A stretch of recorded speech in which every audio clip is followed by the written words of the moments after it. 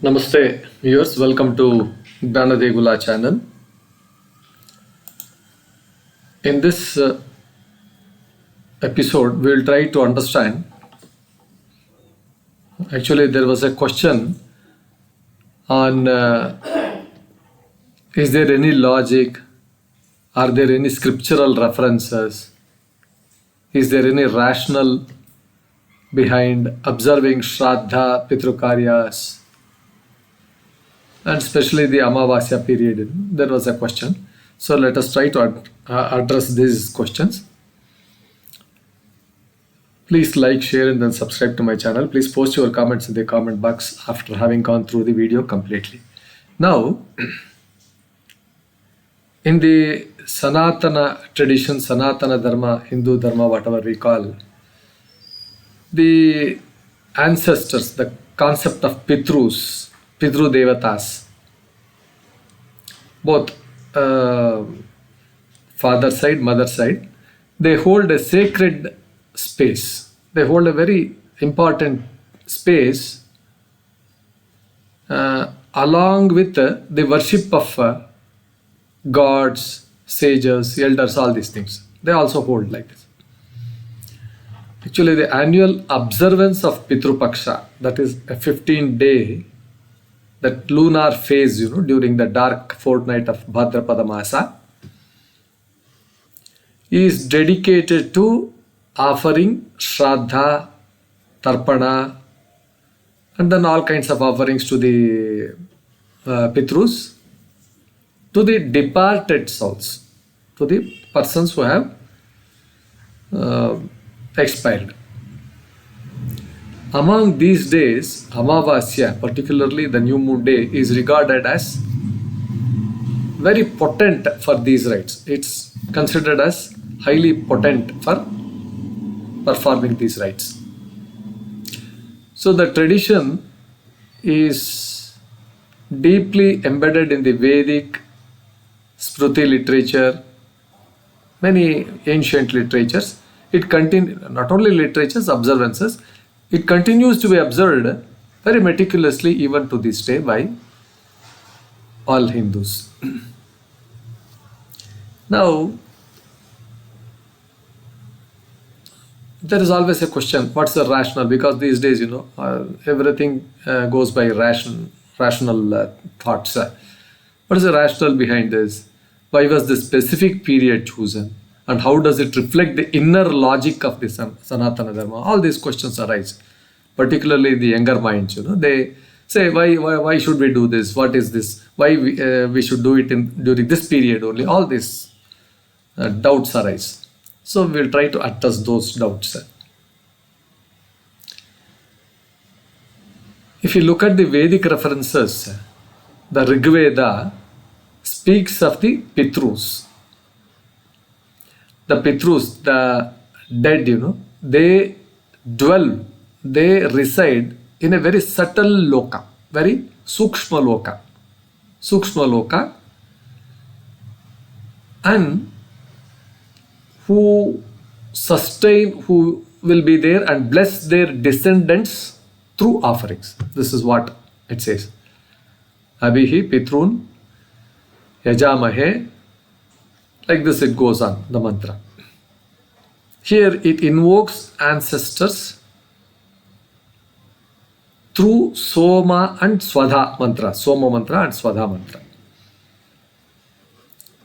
The Yajurveda and Atharva Veda also prescribe Pitru Medha, that is rites for ancestors. They connect them with the cycles of the moon, that is the movement of the moon. Now, when you come to the Smṛti and Dharmashastra traditions, particularly Manusmṛti declares that Shraddha performed in the dark half of this lunar month, this is Pitru Paksha, is most effective for reaching the ancestors. The Garuda Purana explains that during Pitru Paksha, Yama releases the Pitṛs to visit the earthly plane. These are all different planes, different planes where it exists. and hence offerings reach them directly. Yama releases them during this Pitṛs to visit the earthly plane.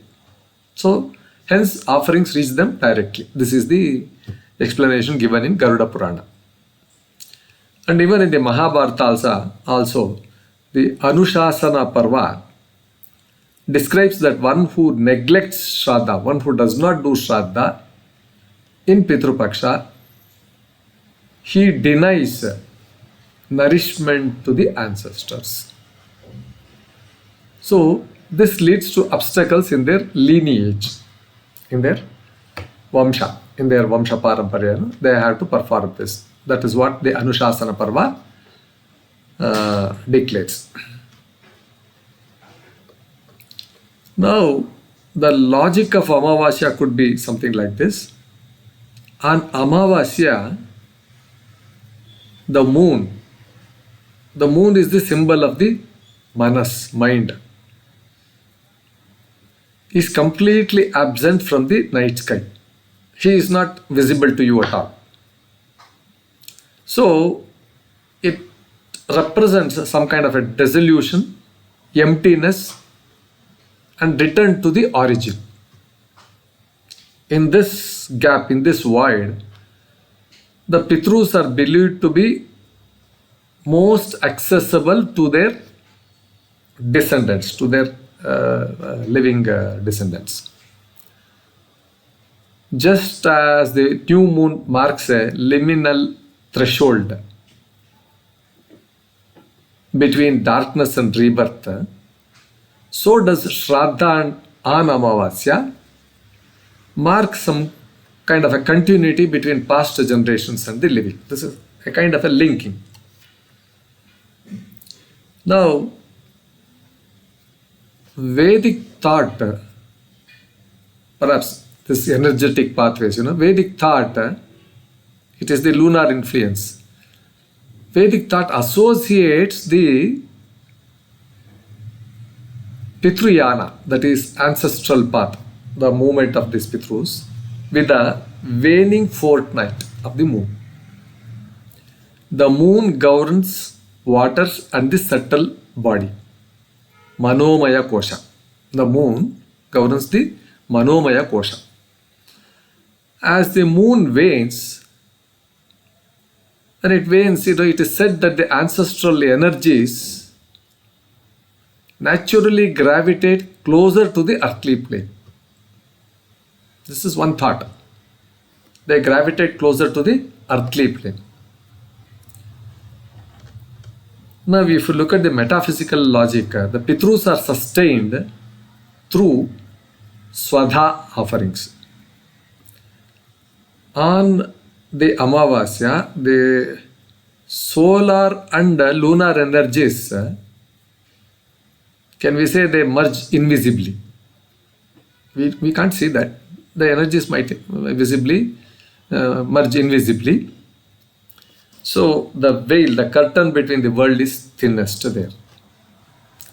Hence, offerings made at this time are believed to reach the ancestors without any hindrance.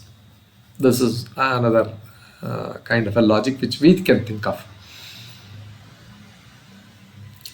This Pitru Paksha is a standardized period also. From very, very ancient times, very, very old times, it has been being observed. There is one thing that there is an Yama's role, The Garuda Purana and Brahma Purana state that Yama grants the Pitṛs permission. He grants permission to visit their descendants. Specifically during this fortnight. Thus, the standardized observance ensures synchronicity between divine allowance and human effort. So he is allowing them to come here and we are performing all these things, our human effort. This is how it can be thought of. The second thought here is collective ritual consciousness. By having all descendants across Bharatavarsha,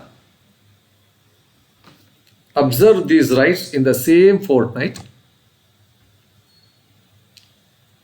the spiritual force generated becomes collective and powerful.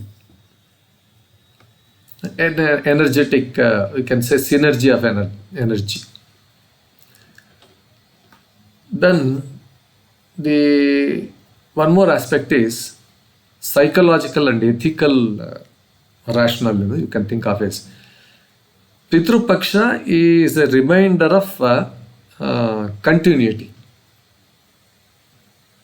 That we are but one link in the chain. We are one link in the chain of generations.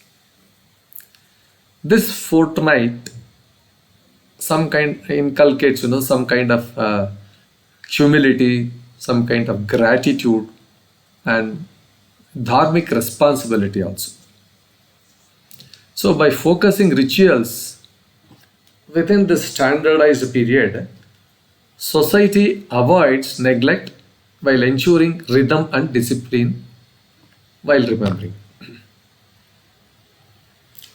Some of the other thoughts are Pitrus are archetypes of memory.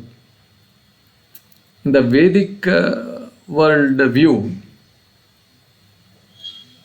Pitrus are not merely departed Atmas, departed souls, departed like that, but they are the carriers of some kind of memory, some kind of collective memory, the Smṛti.